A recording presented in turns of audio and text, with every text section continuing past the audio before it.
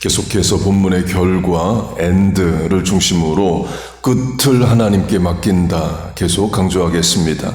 본문은 1세기 성도들이 로마 제국의 핍박을 견디고 인내하면서 결과, 끝을 확신한다를 말합니다.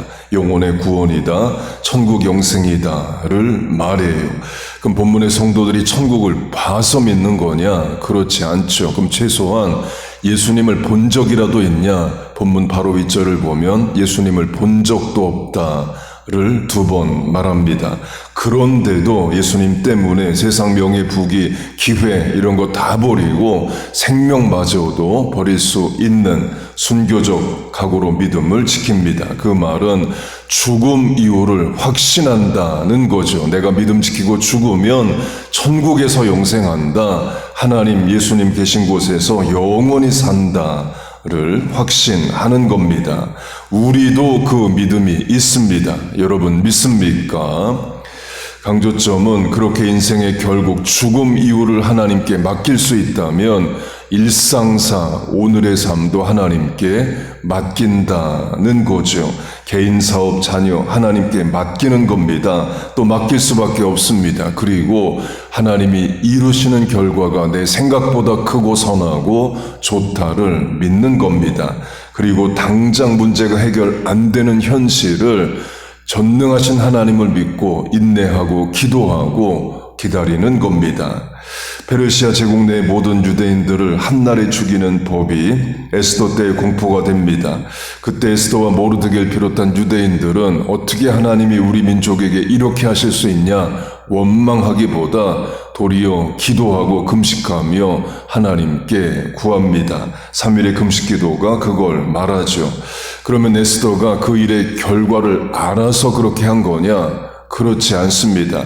If I perish, I perish. 내가 죽으면 죽으리다가 말하듯이 죽을 수 있다를 예상하고 기도하는 겁니다. 그리고 결과를 하나님께 맡기고 왕 앞에 나가죠. 그리고 결과를 하나님이 책임져 주십니다. 사람의 생각보다, 에스더의 생각보다 더 크게 좋게 역사해 주셔요.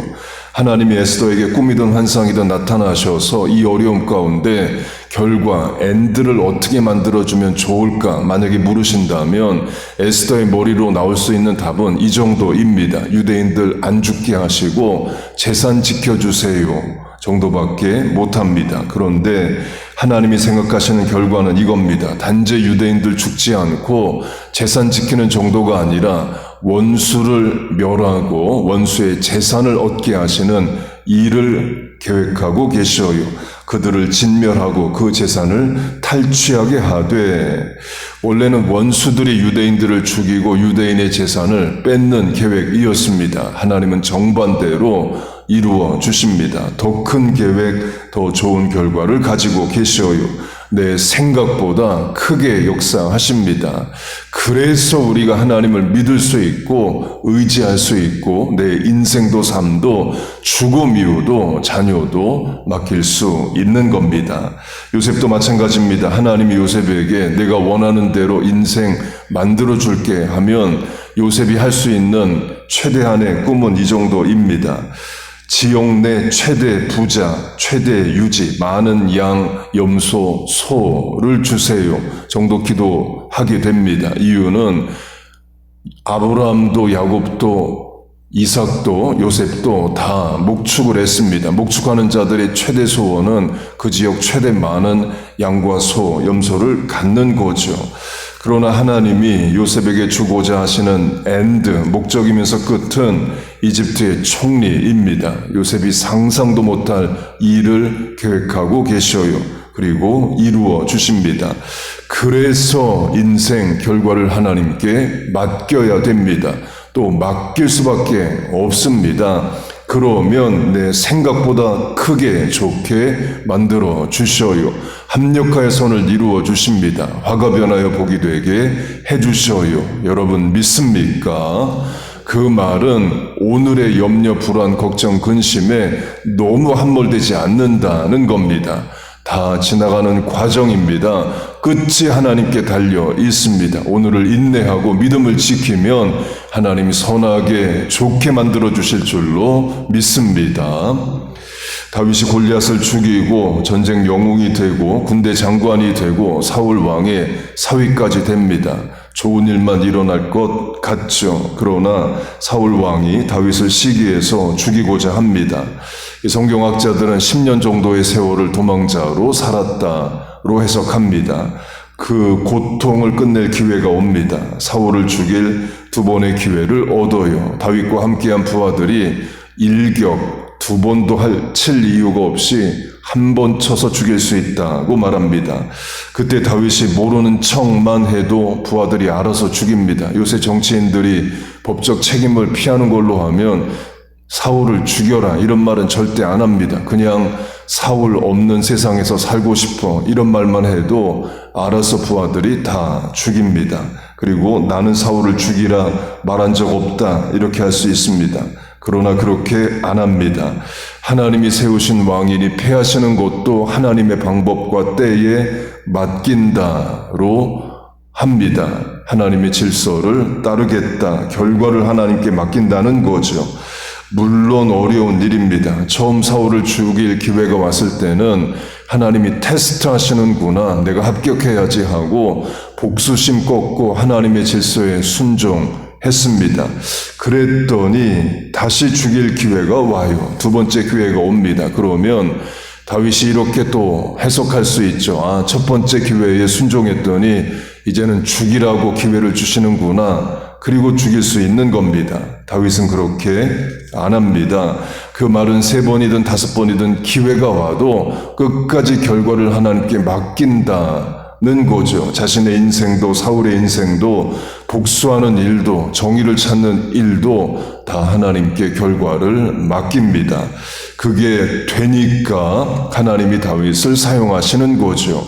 만약에 다윗이 결과를 하나님께 맡기지 않고 자기 손으로 사울을 죽이면 속은 시원할 겁니다. 2다리 뻗고 자는 날 옵니다. 그러나 하나님의 질서와 방법을 어기게 됩니다. 하나님이 때되어 하나님의 방법으로 사울을 심판하시려 하시는데 그걸 못 참고 다윗이 죽이면 다윗 개인은 좋겠지만 하나님의 큰 뜻을 어기게 돼요. 그러면 다윗이 왕이 못 될 수도 있습니다. 자기 맘대로 그렇게 하는 다윗을 하나님이 크게 쓰실 이유가 없죠. 도망자일 때도 사람 함부로 죽이면 왕이란 권세를 주면 얼마나 또 많은 사람을 죽이겠어요. 다윗은 그렇게 안 합니다. 그렇게 결과를 하나님께 맡기는 것이 신앙입니다. 또 그럴 수밖에 우리 없는 연약한 인생이에요. 우리가 어떻게 엔드, 끝을 정하겠습니까? 내 인생 몇 살이나 살고 어떤 방법으로 죽을지, 또 사업, 자녀 어떻게 될지 누가 알겠어요? 다 하나님께 맡기는 겁니다. 그럴 수밖에 없습니다. 그러나 그게 가장 좋은 방법이고 더 좋은 방법이에요. 하나님은 우리에게 내 생각보다 크게 역사하시고 더 좋은 것 주고자 하십니다. 여러분 믿습니까? 그 하나님을 믿고 오늘을 인내하는 겁니다. 그리고 오늘의 짐을, 걱정을, 염려를 맡길 수 있어서 감사한 거예요. 시편 37편 내 길을 여호와께 맡기라. 저를 의지하면 저가 이루시고 잠언 16장 너의 행사를 여호와께 맡기라. 그리하면 너의 경영하는 것이 이루리라. 본문 뒤 베드로전서 5장 너희 염려를 다 주께 맡기라. 이는 저가 너희를 권고하심이라 말씀하십니다. 그 하나님을 믿으십시다. 그리고 하나님께 맡기고 의지하고 소망하며 살아가는 오늘 장래, 자녀, 건강, 개인 다 되시기를 주의 이름으로 축복하고 축원합니다. 아멘. 기도하겠습니다. 아버지 하나님, 지난 인생도 하나님 의지할 수 있어, 맡길 수 있어 살았습니다. 내 모든 염려, 고통, 근심, 걱정 하나님께 다 토설합니다. 우리를 도와 주옵소서. 합력하여 선을 이루어 주시고 화가 변하여 복이 되게 하여 주옵소서. 오늘의 고민도 걱정도 기도도 다 하나님의 손에 붙잡혀 사명되게 하시고 쓰임받게 하여 주옵소서. 새벽에 나와 기도하는 이 실천에 은혜와 복을 더하여 주옵소서. 예수님의 이름으로 기도하옵나이다. 아멘.